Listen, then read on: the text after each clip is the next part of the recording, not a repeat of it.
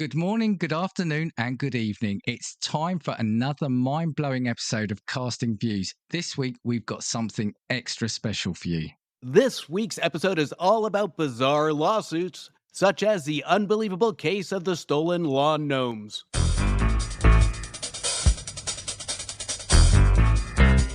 A quiet suburban neighborhood, a sea of well-kept lawns, and the residents living in perfect harmony until the great gnome heist of 2023. We've got an epic legal battle that will have you on the edge of your seat. In this corner, we have the amazing Mr. Justin, the proud owner of 57 garden gnomes, each one with its unique personality and charm. And in the other corner, the audacious Mr. Dan, who claims that the one Mr. Justin's gnomes, Norman, jumped the fence and trespassed onto his property. Hold on to your gnomes, folks, because this legal showdown will have you questioning everything you thought you knew about gnome rights and neighborly disputes. Court ruled that Norman was, in fact, a free-spirited gnome exercising his right to roam. Mr. Dan filed a countersuit claiming that Norman was moonlighting as a party gnome, stealing the spotlight at his backyard barbecues. So stay tuned to a brand new episode of Casting Views, all about bizarre lawsuits with your legal representatives, me, Dan. And me, Justin Henson. Legal disclaimer for Casting Views. The gnome case is a piece of fiction purely for podcast advertising purposes, and any similarity to a real case is purely coincidental. Casting Views is purely for entertainment podcast. We do not offer legal advice, and should you decide to follow, we are not responsible for any outcome. Dan and Justin are podcast hosts, and are not, in fact, legal representatives. No gnomes are harmed in the making of this podcast. Court is now in session. Oi, oi, oi.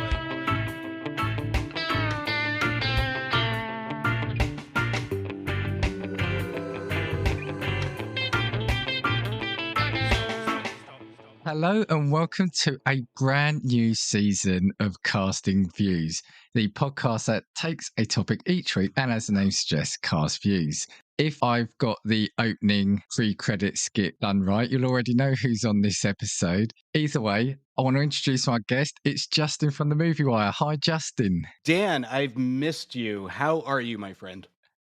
All the better for seeing you. Now, unfortunately, No, I'll keep going. Now, I've switched podcast host recently, so it's reset my numbers. But as of now, I do believe you are the start of my highest listened to episode thus far, which was the unusual sports and contest. So yeah, every episode review feels like I worry about what I'm going to be editing out. Let's say that. Well, we leave the sports one. I think Stacy gets most of the credit for that one. I mean, she was the star, let's be honest. I see she's patched up there in the background. So yeah. Yeah, she's hanging in there. She's had a long recovery. So how are you doing? Everything's great. So, I mean, busy. Have a film festival coming up here in the next couple of weeks. So everything's just a little hectic right now, but it's fun. So yeah, so obviously your show, The Movie Wire. Do you just want to give the elevator pitch for anyone who possibly hasn't heard of you? Yeah, I mean, the show is run around movies that just hit theaters, some that are in streaming, and I just sometimes give my brutal, honest review. Some might not be the most popular opinions, but I just don't really care. They're my opinions. But no, we have some fun with it, and I try to review just about any new release, especially that comes out in theaters each and every week, about 3 to 4 movies. And honestly, you do wear your emotions on your sleeve, don't you? So sometimes, yeah, your reviews have me creasing up. Yeah, make sure, if you're not already, subscribe, like, and share Justin on the Movie Wire. Tell you what, before we do get into the episode, let's hear from the time this goes out. He'll have been back for a little bit of time already, but I'm really pleased to have this promo back in rotation. So we'll hear from Matt and Adam over at Decaying with the Boys. Welcome back to Judge Jordan. You know who it is. Whoa, Matt. This isn't an episode. This is our promo. Well, what's a promo? Just to tell everybody about our podcast, Came with the Boys. Oh, where you and I get together and talk about craft beer and combat sports and horror movies and whatever else is on our mind? Yeah, from Buckle to Bell, we cover the best combat news in the biz. Oh, yeah, we do that, don't we? Yeah, every week. Yeah, and you can catch us on Apple Podcasts, Google Podcasts, Spotify, Good Pods, and on YouTube. We're at KNWTV on all social media. So catch us out there and have a beer with us. Cheers. And we are back. So, like I said, I couldn't think of a better way to kick off the new season than firstly having you on as a guest. And I thought this was the one I remember messaging you at the time. So I woke up in the middle of the night with this idea in my mind. And I remember messaging you at the time and said, this is perfect for you. So we are doing bizarre or funny lawsuits. So I think you were quite attracted to the idea as well, weren't you? Yeah, I mean, when you messaged me, I think I was about 7 drinks in. So no matter what topic you would have brought to the table, I probably would have said yes. But in the morning, rereading our text, I was excited about this topic. I think this one we can have a lot of fun with. And it's good because you're only about 9 drinks in now, right? At a tradition, Dan, I don't open my first drink until we say hello. Oh, dear. Well, we said hello a few hours ago. So bizarre lawsuits, I think we've kind of all read them. We've all heard stories from someone or we've seen it in papers. Often I think you do have to take them with a pinch of salt. So it's quite disappointed. I did in my research find a hilarious sounding one, but then I did find out it was apparently a fake. So all the ones I've got, I do know are true, which is just as shocking ultimately because some of them are so bizarre. Question though, over here especially, we always think of it, or it's always said that America obviously very litigious, and a lot of I think the majority of mine probably are all from the States. So is it a similar sort of perspective over there that it's quite a unique thing to yourselves? Yeah, I mean, everybody sues everybody. And there was a decade where it just seems, I want to say it was the 90s, early 2000s, where this was like the norm, where any frivolous case that you can go in front of a judge with happened. There's some merit to some of them if you actually deep dive that I saw while researching in a lot of these topics. But at the same time, some of them are just plain so stupid. And it's just ridiculous that this gets up in front of a judge. But yeah, I think it's a lot of those egotistical, the ones that feel they're always in the right. We have those people that just feel the need to have the principle or their view of the principle proven. And in most cases, this isn't even about money. This is just about being right. And I want to say that you and I haven't actually conferred on what we've got at the moment. So we're going to hear this all fresh. But as you said, on the ones I found, probably at the core of it, there's a point. But ultimately, I'm still amazed that I don't even know how some of these get as far as getting to the point where even they're dropped. I mean, let alone then considered. But let's go straight into it. Guess first, hit me with your first lawsuit. Well, don't actually hit me with a lawsuit, but hit me with your first example. Yeah. So this one, I couldn't resist, Dan. I absolutely think this one's going to be a good topic. So the first one I came up with is Apple blamed for man's pornography addiction. I'm laughing. Only reason I've not seen that one. I didn't see that one at all on the web. I went down a rabbit hole, Dan, a really dark rabbit hole. I've said on the last, I think it was our last episode, I really do worry about your browsing histories. But get this. Okay. Chris Sevier from Tennessee sued Apple for selling him a MacBook that didn't come with a filter for pornography. So Chris claimed Apple sold him the product without including a warning of the damage that pornography could cause.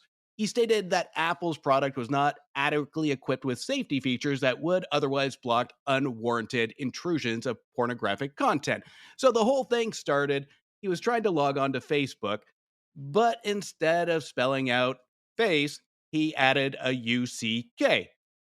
And this put Chris down again the rabbit hole of pornography where he couldn't help his male urges and he became addicted. And Chris is a lawyer, by the way.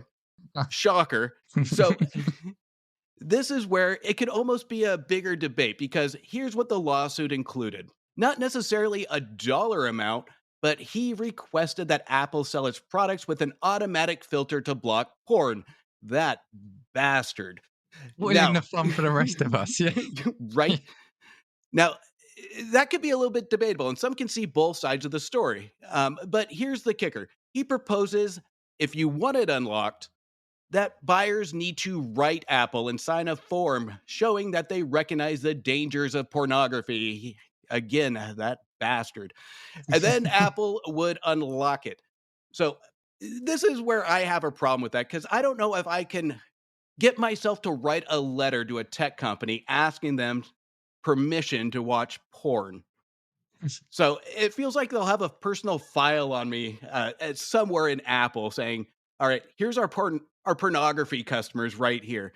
I mean, that what happens under my blanket should stay between me. I don't need a letter of Apple consenting to watching pornography. Was it like a multiple choice thing? Like, what type of genres do you want?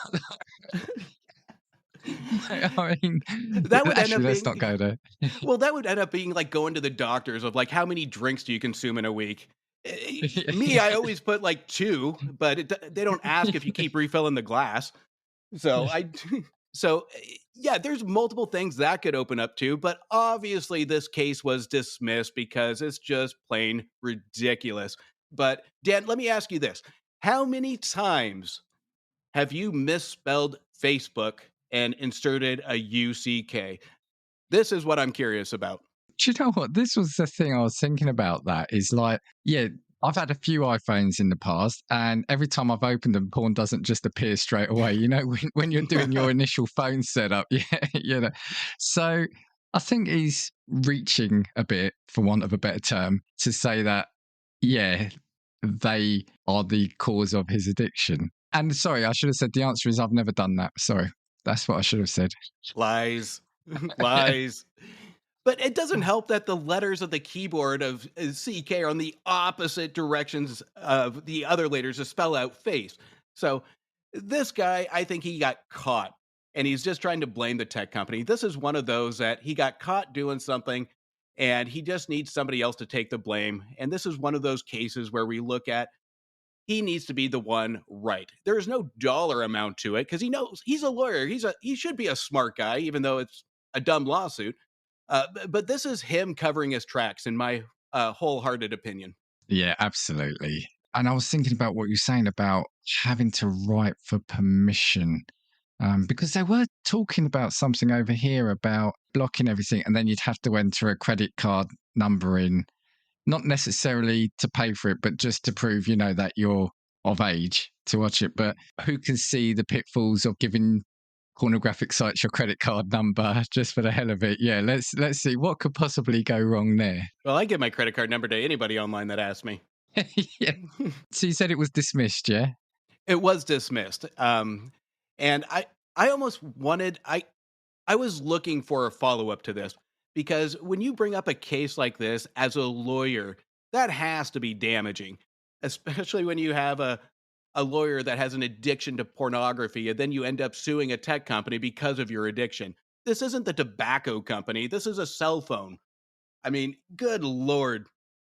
But unfortunately, I didn't see any follow up, which is unfortunate because I think this should be a movie, by the way. Most of these cases that I found would be an amazing movie. Actually, we should do that for some of these because I don't know if you heard. I think actually I was going to say you pop up, but we won't say that. You crop up on a number of episodes of mine, especially I don't know if you heard the one with K&J around bizarre jobs. Yeah, maybe we should see which one of these would be good review fodder for your show. So, well, at the moment, the good news of yours is then that people can accidentally stumble onto a porn on Apple phones because of this case being dropped. So, yeah, if that's your thing, you're still safe. This just shows that the court system works in America. Okay, I have got one from 2017. I'll say the results. So the lawsuit was dropped. However, the actual case was a man suing his date for being on her phone. This was a man in Texas filed a lawsuit against a woman for the cost of a movie ticket after she texted during their cinema date. Brandon Vesmar, 37, said the woman walked out of the screening of Guardians of the Galaxy Volume 2 when he complained about her persistent phone use. Mr. Vesmar filed a petition in the state capital of Austin last week seeking $17.31. So for those of us on my side of the pond, that's £13.30, arguing his date's behaviour was, quote, a threat to civilised society. He claimed her behaviour was breaking theatre rules and affected his movie watching experience. Crystal Cruz, which, firstly, what a name. Brilliant name, that. Initially refused to reimburse him because he took me out on a date. However, she relented after US TV programme Inside Edition reunited the pair at the same cinema. The date just didn't work out, she told him, adding, just leave this alone. Anyway, ultimately, what she was saying that she began texting about 15 minutes after the movie began during their first date. It was a first date from hell, he told the newspaper. He said he asked her to stop, and when she refused, Mr. Vesmar suggested she go outside to text. The woman left and did not return. He texted her the next day to ask for the price of the ticket, but she refused the initial request. Ultimately, he dropped the lawsuit after she handed over the money, which he counted in front of her. I mean, to me, that's always like the icing on the cake for this. To her defense, she said she only texted two or three times with her friend who was having a fight with her boyfriend. I had my phone low and I wasn't bothering anyone. According to the lawsuit, the texting was a direct violation of the cinema's policy and she adversely affected this and other patrons' viewing experience. Whilst damages sought are modest, the principle is important as defendants' behaviour is a threat to civilised society. So, as a kind of movie-based one, there's a few points in there that really stand out to me. But yeah, what did you think of this one? So I'm on both sides here. Like my biggest pet peeve, because usually when I go to a movie, I'm always in the back because sometimes I take notes and I don't disturb. But being in the back, you see everything. Mm. And my two biggest pet peeves is seeing that damn light in the auditorium like a beacon. No matter how low you have that phone, we can see it.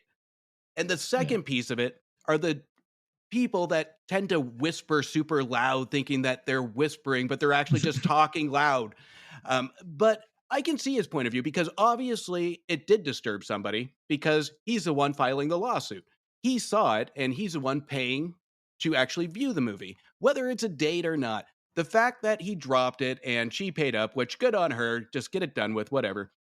But you can tell this is one of those instances where he just wanted to be right and prove a point, just for the mere fact of counting the money in front of her. So this wasn't about it. In a way, I give kudos to this guy for standing up because it is one of the most obnoxious things when you go to a movie. And we see it more and more ever since the pandemic ended, of people just having those same rules of them sitting on the couch they bring to the movies. And it drives me nuts. So I'm more on the side of this guy. The way he handled it, probably a waste of time, but it's the principle, Dan. Yeah, my first thought as well when I was looking at this is, what was your view of Guardians of the Galaxy Volume 2? I mean, that was the first question I wanted to have for you. Well, that's the crowd you definitely don't want to do it with. Like, you'll get tar and feathered if you're sitting there on your phone in a Marvel movie. Out of any movie, that's the movie not to do it. So, I mean, Guardians of the Galaxy 2, I thought it was fun. I enjoyed Guardian of the Galaxy 2. But yeah, there's a mere stupidity to this. Joking aside, though, yeah, I agree with you. Now, I've said it on here a couple of times. When it comes to cinema going, I tend not to go or don't go that often anymore. And partly, a part of it is that every time I go, the experience is ruined. And it's either, as you said, it's either phone use, it's either talking, or it's the people that think that opening sweets really slowly is better than just ripping that paper open and prolonging that noise, or the people that the popcorn on the top of the bucket isn't good enough. No, they want that piece of popcorn right on the bottom of the bucket. So I'd pay an extra $5 just to go to a screen where you couldn't have food, phones, or talking. You know, that's me. Well, it's funny that you say that because, and it's usually the people that are opening it. Usually, if you have to, you do it during a loud part of the movie or when the movie's starting. These people wait to the quietest point of the movie to just really try and open that packaging, and they think they're being clever. It's the same as trying to whisper when you're whispering still loudly. You might as well just talk because it defeats the point. And also, we're going off on a tangent here. I might have to do an episode on bad manners. Can you not eat for 90 minutes or 120 minutes? Yeah, it's the How same with unfit the are cell you? phone. Guess what? You're talking to your friend that just got dumped. She's still going to be dumped in an hour and a half. What's the difference? I think she will live for 90 minutes. I shouldn't say that. I don't know the whole story, but Yeah. you know what? But still, there's nothing that can't wait 90 minutes that's not life threatening. Put your phones away. Yeah. But back on track. Yeah, I kind of see the point, but I mean, surely wouldn't it cost more than $17.31 to bring this case to trial? Dan, and it's yeah, the principle. yeah, and I just love that pettiness of him counting it out. I mean, for me, it's like just move on. You know, it's $17. Just move on. I think this could be a good film. What Adam Sandler as the lead? Oh, God. Oh, good God. Netflix original. Him showing up in his shorts and his bathrobe. Yeah, I'm sure. But yeah, like I said, Crystal Clear. I just think that's great and deserves to be a film just for that name. Right. Okay. Over to you. What's next? This one I think we might have some good discussion on because I'm still on the fence on the legal aspect and the moral aspect of it. But husband sues wife over ugly baby. Well, this is one I have seen it, and I think this is the one where there's potentially some doubt about it, but I do love this one. So this one still baffles me. The whole case is very simplistic. A court in northern China has sided with an angry ex-husband who sued his wife for having an ugly baby. Now, on the surface, when we read the headlines, we start to judge this guy, and he just comes across as like an a-hole of every child is beautiful. And me personally, I solely believe that. But here's the kicker on it. The only thing that made this case liable is the fact that she had a ton of plastic surgery before she had kids. So this is the only kicker in court that made it almost questionable. The court ordered her to pay $120,000 for his claims of marriage under false pretenses because she didn't vocalize that she had all this plastic surgery. And apparently this is a huge topic in China right now on when it comes to the topic of plastic surgery. Here's where I'm on two sides of the fence. On a legal aspect, I can see the property here being liable and a little misleading. But the moral aspect of it, of this guy, is just absolutely horrible. This guy comes across as, like I said, an asshole because it shouldn't matter in marriage. It shouldn't matter. This is your kid. But this is where I'm kind of on the fence on the legal system on it because they don't go off of a person's morals at that point when it comes to a court decision. They go off of the actual process. They go off of the actual what led up to it, and does he have a claim against it? And in this case, they deemed he did.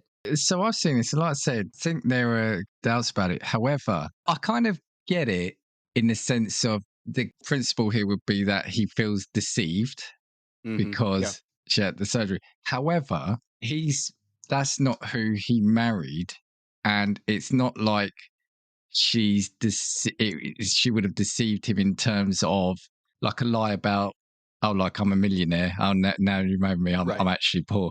You know, that's where to me you're on thin ice in that sense. And yeah, just, you know, not necessarily just because you've got good looking parent A and good looking parent B, you're going to have great looking children C. You know, so yeah, it's an odd one, isn't it? It is an odd one. Yeah, I mean, when it comes to me, I don't know a lot about the laws of China or the civil pieces of that. But to me, you're absolutely right. Is that's not who you married, and looks on a legal aspect shouldn't matter when it comes to a union. But in this case, it does. But yeah, it's like I didn't marry my wife is beautiful, but what makes that connection is the actual chemistry. And this guy has a pair on him to actually take the wife to court to have her doubt her looks, and not only that, but her personality.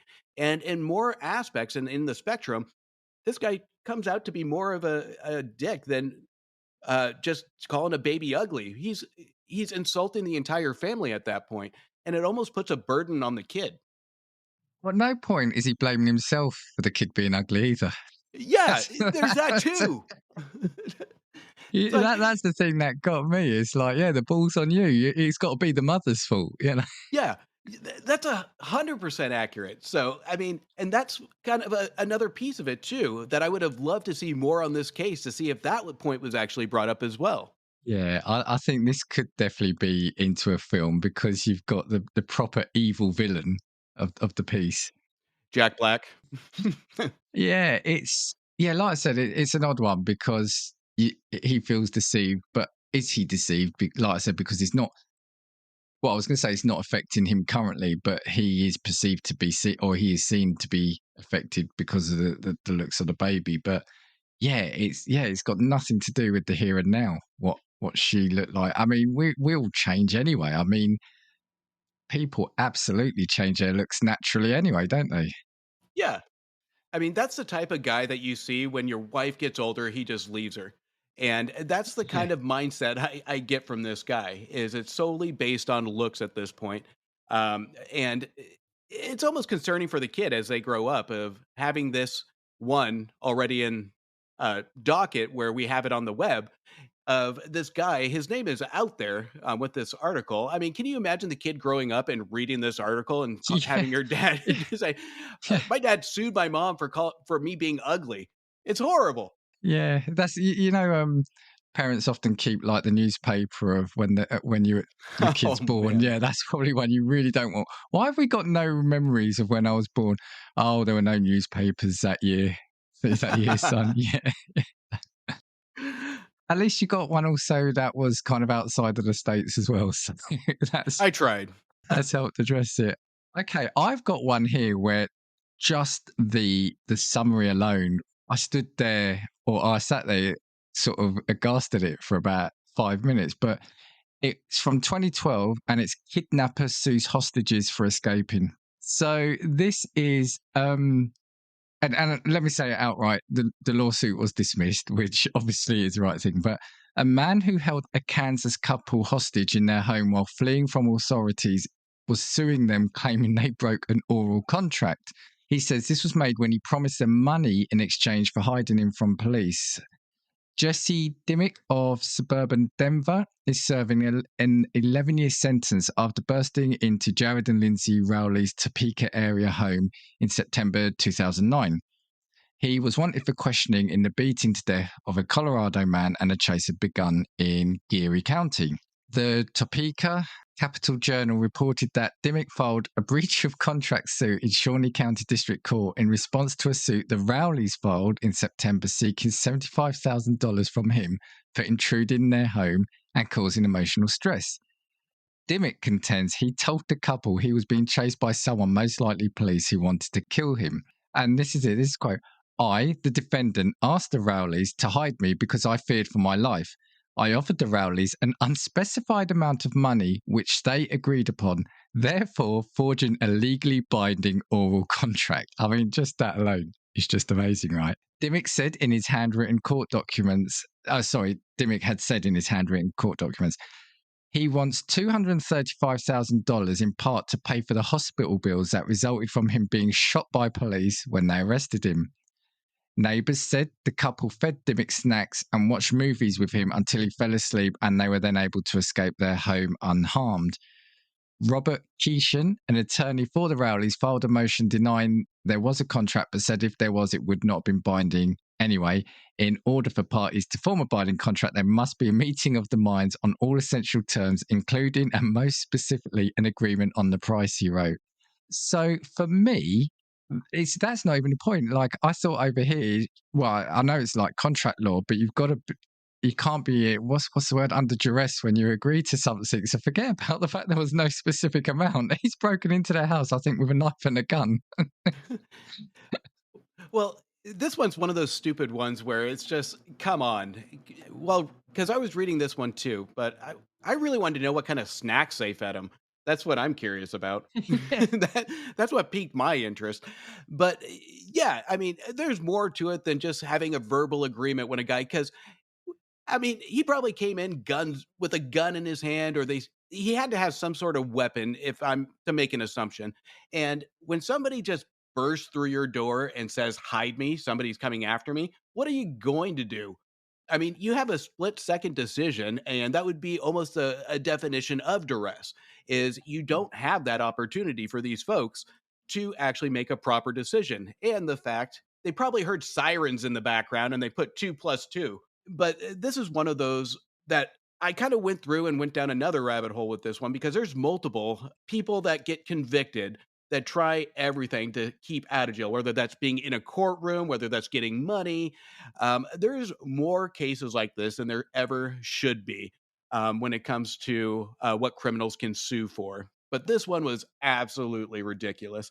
Yeah, I mean, I've seen it before, and it might even have been over here as well, if I'm being honest. But I do hear a lot, and whether they're urban tales or whatever, about intruders hurting themselves as they're breaking in and then suing the owners of the house for their injuries. I just think it's amazing that in this case, yeah, the victims were suing for intrusion and the intruder was suing breaking of contract. It's just mind blowing. It's again, going use that phrase, like the balls on the guy for trying to do that. Yeah, it's like that movie Liar Liar, where you have the secretary go into that speech where a burglar breaks through a window and then injures his leg and then sues the homeowner, and then the burglar ends up winning. It all depends also, that we haven't brought up, is how good the lawyer is. Obviously, in this Yeah. case, a court appointed one probably isn't going to be in his benefit, but I mean, a lot of these cases that we've run into, we do see some prize wins out of these.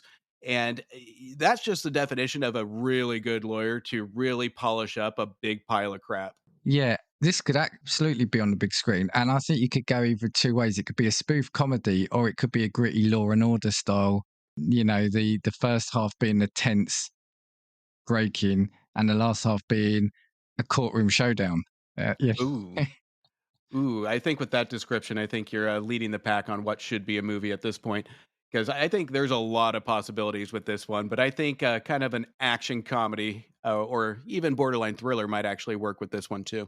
with the de-aging technology, maybe Robert De Niro kind of allocate Fear Intruder, maybe. You know, Ooh, yeah. yeah. There we go. Well, There we go. Actually, well, on this, I thought something rang a bell. So if you'll allow me to add like an addition to this, so I did have one from 2002 on a similar vein where trespassers sue property owners, and they did win. So this was a federal jury awarded two men a total of $24.2 million for getting severely burned by electrical wires when they were teenagers trespassing on railroad property in Lancaster, Pennsylvania. Attorneys for Amtrak and Norfolk Southern Corporation claimed the two men, aged 17 at the time of the accident, were old enough to know what they were putting themselves in danger. The plaintiff's lawyer, while conceding his clients were trespassers, said the property owners were still responsible. And yeah, again, this kind of really angers me. I want to say it blows my mind, but stuff like this just angers me.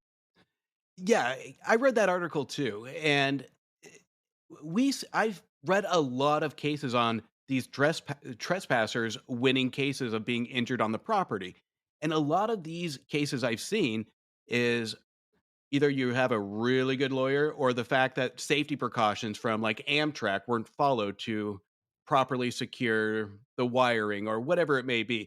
They have to prove negligence in this aspect. And there it had to be one of the two, where the lawyer was really, really good to really polish this up, or the fact that they were negligent at one aspect.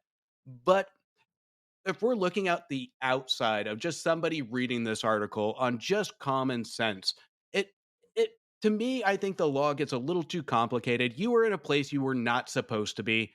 You're guilty. So if you're going to make that decision, then guess what? Let nature take its course. I mean, these kids, I hope they learn their lesson at that point. But if we're rewarding them money, absolutely not. 24.2 million That's at insane. what? So they were 17 at the time. It was, oh, well, it was the same year, I think, wasn't it? So yeah, so sort of 17, 18 years old, they've got that amount of money. Now, for me, yeah, look, if there was danger, if Amtrak had not followed some safety procedures, fair enough. if it was a member of their staff or their, I don't know where this was. It says it was on railroad property. So if it was staff or any or contractor, then absolutely fair enough, sue away. But the fact that their lawyers said they were trespassers, so surely can they not be sued for trespassing then? Because you've admitted they are. So I don't know if you would be able to sue if there was no damage. I mean, trespassing could be a criminal offense, but I don't know if you can just sue for a one-time trespass. I know there's legalities to breaking the law on that aspect, but if it was Amtrak, it was me. If somebody's going to come at me with a ridiculous claim like that, I would just throw in the hat as a countersuit because you know what? They have to put in the time and work to go to court to make any repairs if there's any damage to the electrical. So, I mean, I think it should have been a countersuit, in my opinion. Yep. Anyway, that was one that angered me. So anyway, sorry, over to you. This one hits close to home for me, Dan. So, in 1993, one of my favorite years, drinking beer does not make fantasies come true in this lawsuit. In 1993, uh, Richard Overton sued Anheuser-Busch for $10,000 for false advertising. He claimed the beer ad caused him emotional distress, mental injury, and financial loss. Overton said the company's ad showed beer's ability to enable scenic tropical settings and beautiful women and men engaged in unrestricted relationships or partying, when this was actually not the case. He eventually lost the suit. Because if I was the judge in this one, I would tell him that he wasn't drinking enough beer. Because in most cases in my 20s, you know what? If you drink enough beer and you know what, you will get there. You will see beautiful women, just not when you wake up. That's brilliant. Sorry, and you said, was that dropped, did you say, or it didn't even get? It was completely dropped. So it went to court and then it was dropped. I mean, that's like the. Well, it's not like it at all, actually, but I'm still going to say my thought now I've started speaking. So the whole Pepsi "Where's My Jet" thing, have you seen that? Yes. So when you watch that, it's clearly, you knew it was clearly a fantasy, Yeah. but the legality or the kid watching it thought, no, they've not specified it's not. So do you have to specify? And one thing I do love, we don't have it over here because we don't really have medicine advertised on the TV here other than general over the counter like cold remedies, etc., or painkillers. Every time I'm in the States, I do love the medical adverts with all the caveats read at the speed of sound at the end of it. So are we now in a state where we do have to literally point out everything that's a joke? Well, yeah. And this is kind of in that decade that I spoke to earlier, where we had a lot of these lawsuits of the public just calling out companies like this for a quick buck. This guy, if I remember his age, he was in his 30s, if I remember correctly. If you haven't learned by now that you can't get women by drinking a huge amount of beer, having a beer gut, and having these models just flock to you, then that's a whole other issue. But what really gets me is the financial loss of this. Is it would have had to be a really significant amount to justify a financial loss, unless he's really paying women to really like him while holding a beer. So there's a lot to this one. And I know in the 90s over here, we had a lot of those Budweiser commercials that did really sexify women. They did really put kind of unrealistic boundaries. But at the same time, even when I was a kid or a teenager and saw these commercials, I even knew that this wasn't possible. You're absolutely right. It's like the Pepsi helicopter thing. I mean, these are the people that do have common sense, but they are just looking for just a quick buck with multi-million dollar companies. Yeah, and it's especially true, like with specifically with the women's like shampoo adverts.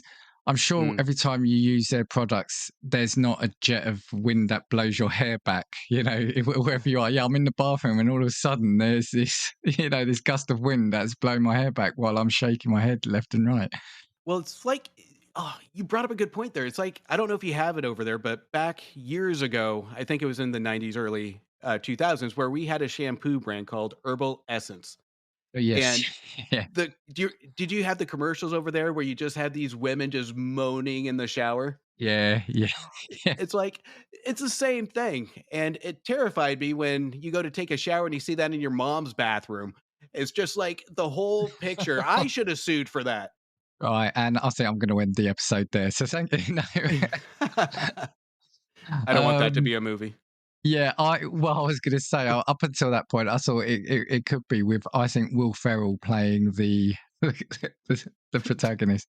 Perfect. Every time you come on the show now, we're going to have to do this. I love this. Well, look, I want to stay on a similar vein then to you. And did you come across Red Bull in a similar? That didn't give you wings? I did. Well, tell you what, you go for it. I don't want to take another one off you. So you tell the story then.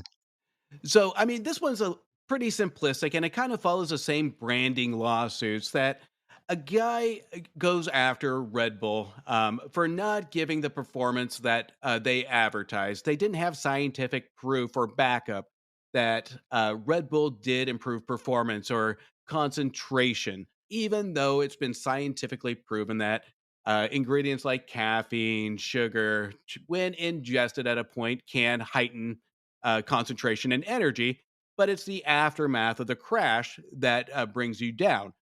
But this one, again, is one of those same kind of deal lawsuits that just it lacks common sense. The crazy thing about this one is they did settle out of court. So I don't know if you Yeah. saw that. So yeah, so anyone who hasn't seen it, yeah, the Red Bull adverts were like quite rudimentary looking cartoons, weren't they? Intentionally. And yeah, one of the characters would drink Red Bull, they would grow wings and fly off. So I mean, by that logic, these people then think, "Oh no, Lord of the Rings is real." I don't know, but they paid out basically agreed to pay out 13 million. So what it was there was somebody I think bought it on what do they call it? Is it like a group settlement where they're doing it on behalf of everyone, saying that it was misleading? So the Austrian company admitted no wrongdoing, but said it would give a $10 to $15 refund. A $10 refund of $15 worth of products to US customers who purchased Red Bull between the 1st of January 2002 and the 3rd of October 2014. So 12 years. That's a hell of a time. The total amount would be capped at $13 million. And what it was, I love this. They set up a website for you to ask for the refund. Interestingly, there was no proof of purchase necessary, but you had to do it by a certain time. Unsurprisingly, the website crashed under large volumes of traffic, but the website was energydrinksettlement.com, which I love. Just so basic, isn't it? But does what it says. Well, that's the new thing too. Is do you have? I don't know if you have that over there, but we have those settlements that just go to websites now that you can go and file a claim. And we'll Okay. usually get that posted quite a bit. And most of the time, I think I've gotten an 8 cent check at one point because they Yeah. split Yeah. that settlement. But I mean, Yeah. it's that encouragement that people are just hoping and crossing their fingers for a payday. Yeah, we hear that a lot. There's like well, I won't go into it, but yeah, did you own a certain make of car between this year and this year? Go onto this website, fill in your details. Okay, yeah, I don't even want to talk about that being a film because that one annoys me too much. I want to give you an option of two. Now you probably got these, and I'll go with the one you say. So one about Batman or one about Dexter, the TV show. Which one do you want to choose? I didn't go. I saw the Batman one, but I didn't get into it. But you go ahead with the Batman one.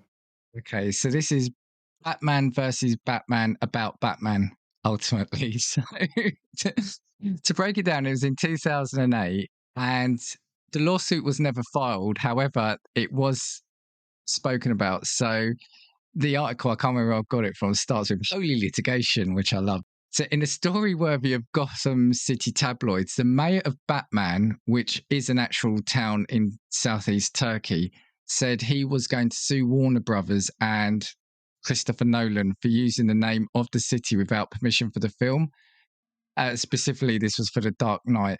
The city's mayor, Hussein Kalkan, wanted compensation from the movie's royalties, claiming the movie's success had negative psychological effects on the city's residents and hurt local businesses trying to register in other countries. Ultimately, the lawsuit was never actually filed, but I would put this down as surely this is almost like this is great publicity, right? Yeah, There's no way they had hardship from this because even if I didn't hear about this article, if I heard the name, I would want to go there. I mean, if anything, that should have improved their tourism. And I could almost bet that if it got to court, they wouldn't have anything to show a loss. They'd show a gain. Yeah, and surely you would play on this. I mean, if there was a town here called Batman, they'd be charging people to go into it, let into the town itself, let alone sue them. So, yeah, it's just silly. I mean, I think probably it was an attempt to get some publicity, hence why they dropped it or didn't even go as far as doing it. But somebody probably said to them what you said. Look, we could probably get more people coming in. We could make more money by appealing to the cinema fans rather than not. And also, why wait till The Dark Knight comes out? Batman's been a thing since before the Nolan trilogy, right? Well, that's like over here. We have a town called Christmas. And you know what? They don't celebrate Halloween all year.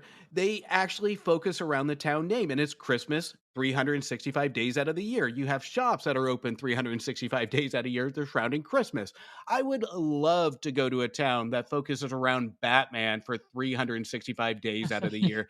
That's like a dream for comic book guys. Yeah, I don't know, get Michael Keaton to do an ad for it. You know, like these tourism ads. Get Michael Keaton, I don't know.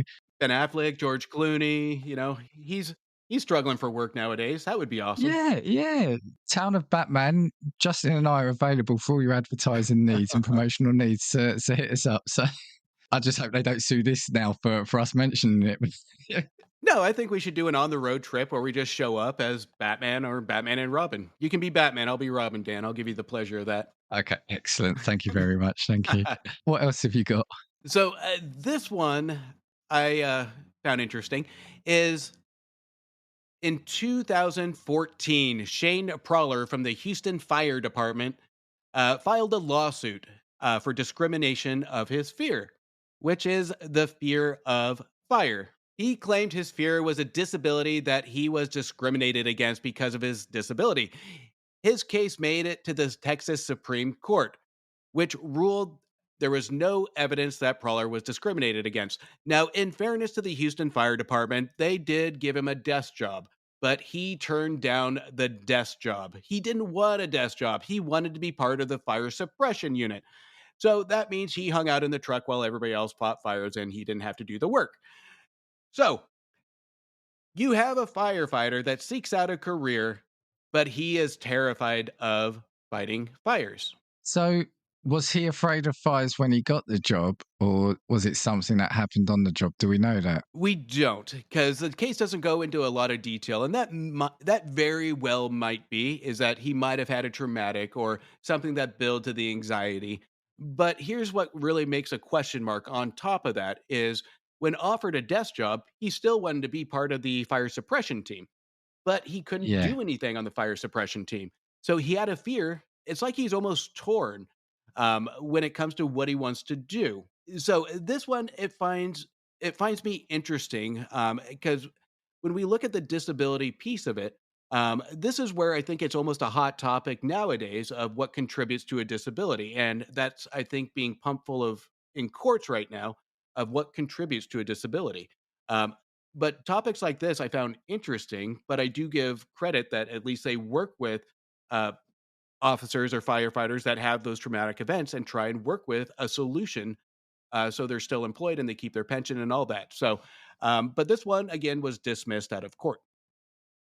It was dismissed. Yeah, I think the thing about that one is, him not taking the desk job, which I get it. Maybe it feels like it's a weakness or something, but Hmm. is he then not taking the place of someone who would be participating? I don't know. I mean, the happy medium would be take the desk job and see how it goes. Then Right. about what's the word, re-acclimatizing yourself back to maybe the other role. But yeah, interesting one because you see the headline and yeah, you can kind of make a judgment on it. But yeah, it's once you start getting into the details of it, isn't it? Yeah. Okay, I've got one here. Let me scroll down. Man sues himself for $5 million. 1995. So as you said, the 90s were a good year. Robert Lee Brock, an inmate at the Indian Creek Correctional Center in Chesapeake, has sued himself for getting drunk and violating his civil rights. And he wanted the state to pay him $5 million. Brock, who was serving 23 years for breaking and entering and grand larceny, filed a 7-page handwritten lawsuit in Norfolk's federal court. Quote, I partook of alcoholic beverages in 1993, July 1st. As a result, I caused myself to violate my religious beliefs, Brock wrote. This was done by my going out and getting arrested, which caused me to be in prison and receive a 6-digit ID number. Now, I don't know what that last bit means. Oh, is that like a prisoner number, is it? Or Yeah. Oh, okay. Right. Not that I know, Dan. I'm Well, yeah. I've seen that mugshot on the wall in your background. For violating my religious beliefs, I want to pay myself $5 million. But I asked the state to pay for it on my behalf since I can't work and am a ward of state. Brock wanted $3 million for his wife and children for the pain and suffering and college tuition. He wanted $2 million for support over the next 23 years in prison, and when I get out, I'd pay it back to the state by court order. I am a failure as a husband, a Christian, a Cherokee, and a prisoner, Brock wrote. Judge Rebecca Beach Smith was unimpressed. She dismissed the lawsuit as frivolous. Plaintiff has presented an innovative approach to civil rights litigation. However, his claim and especially the relief sought are totally ludicrous. So, yeah, that's actually, when I look at it, I think that's a fascinating one. Yeah. And kind of what I spoke to earlier, you see a lot of these cases come in. And well, I will give him a little bit of credit, a very tiny bit of credit, is that at least he asked for money for his family. So I'll give him that. But the kicker is asking the state for the money and then going on to say by court order, he'll pay the money back. He ain't paying back anything. Stop it. So come on.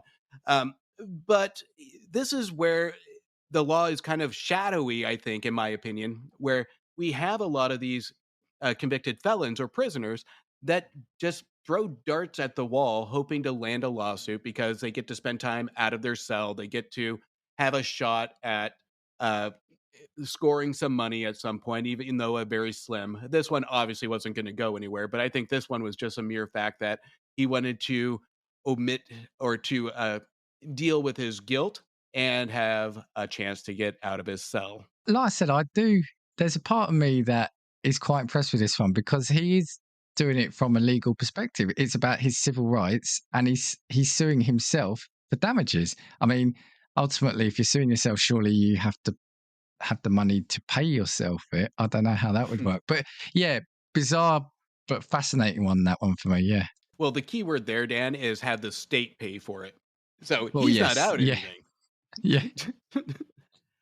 So I have one more, I think, and this one, I don't know what side of the spectrum I'm on this one, but in 2018, man wants to legally change his age. Right. So, a 69-year-old Dutchman wanted to legally change his age in order to avoid ageism.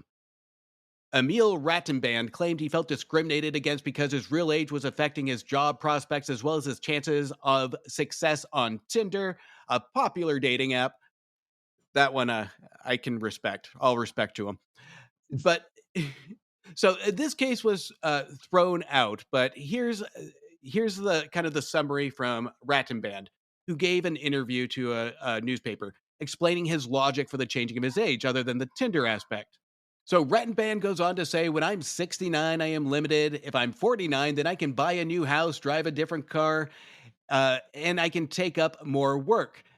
So this is the part where it just goes pure insanity because it's like watching an episode of The Office where you see Steve Carell just go into the office and declare bankruptcy to everybody thinking he's said and done.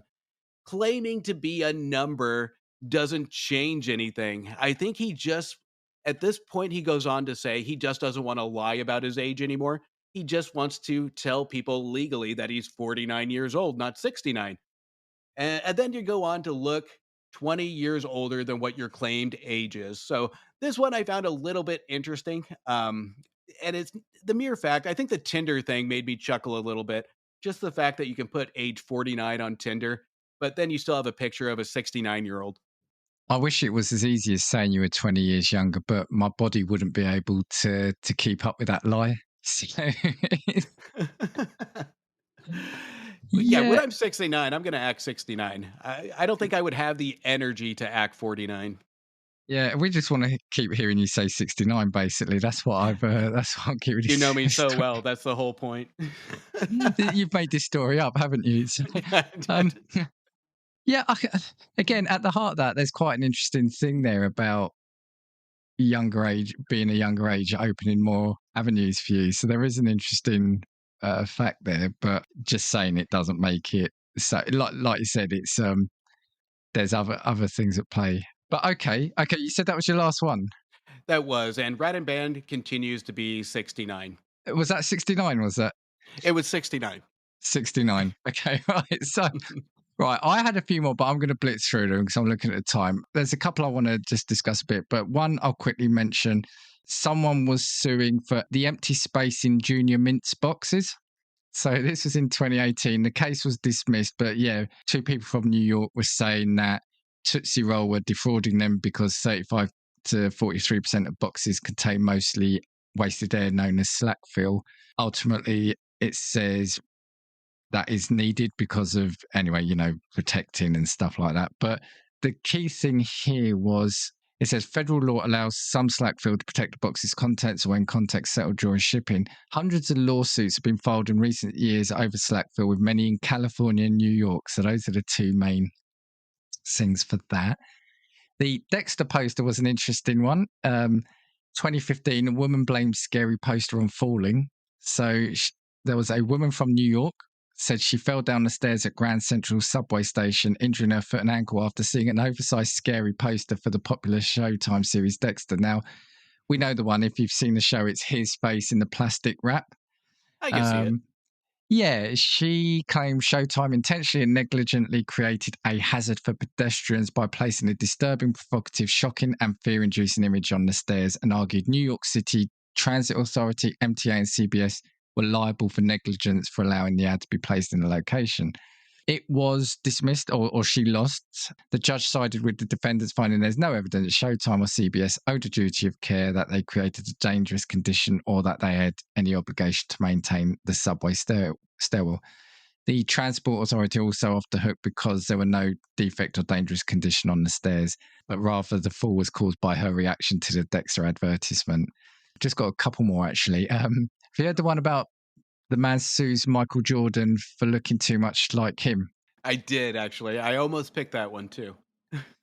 2006. And again, kind of like the Batman thing, it's like this article said, you'd be happy if you looked like a celebrity, right? But in 2006, a man named Alan Heckard filed a lawsuit against Michael Jordan and Nike, arguing that he's tired of people saying he looks like the NBA legend.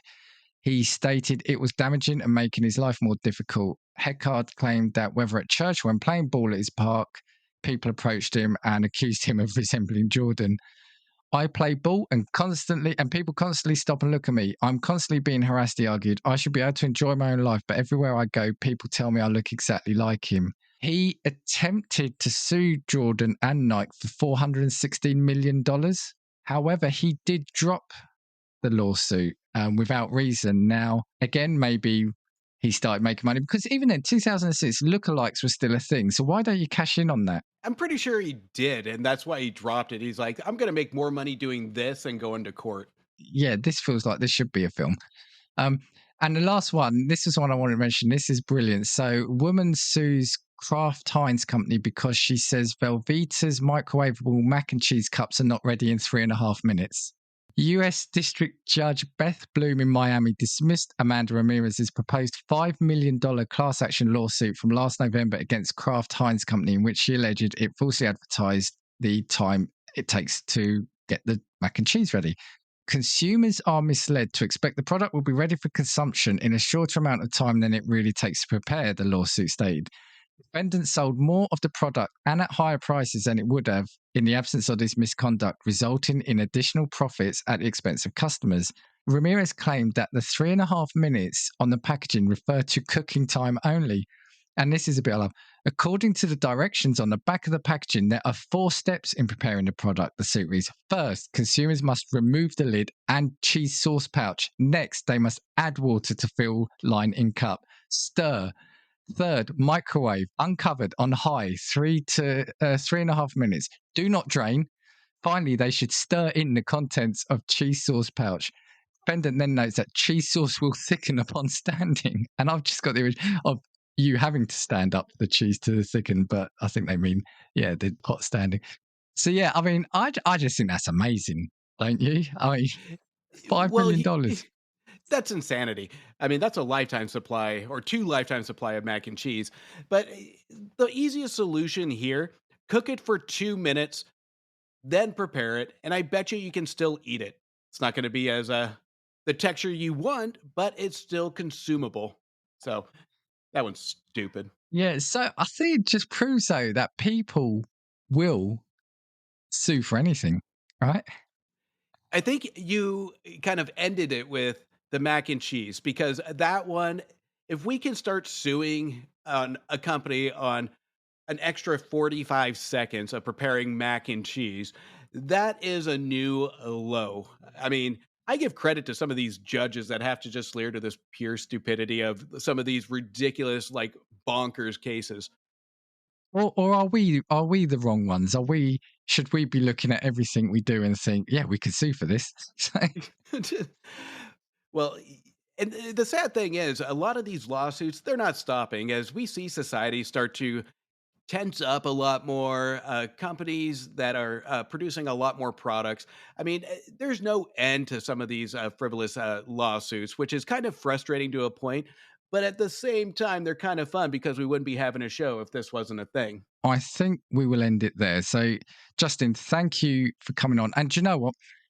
I feel really bad. I meant to say at the start, I just want to say thank you in person for the incredible artwork you've been doing for me. So I've kind of commissioned you as my thumbnail guy. And I've had a number of comments about it actually in the recent, for my recent episode, which at time of recording was the Game Logic one. So yeah, everyone, the majority of the artwork you see on my episodes are done by this man here. So Justin, I just want to say thank you because it's incredible. I appreciate that. It's a lot of fun to do it. I love to put your pictures in ridiculous situations, Dan. It makes my week. Yeah, and I'm kind of worried though that you've asked for a number of pictures of me, but you only ever seem to use the one. So I don't know what's going on with all these other photos, but we'll leave it there.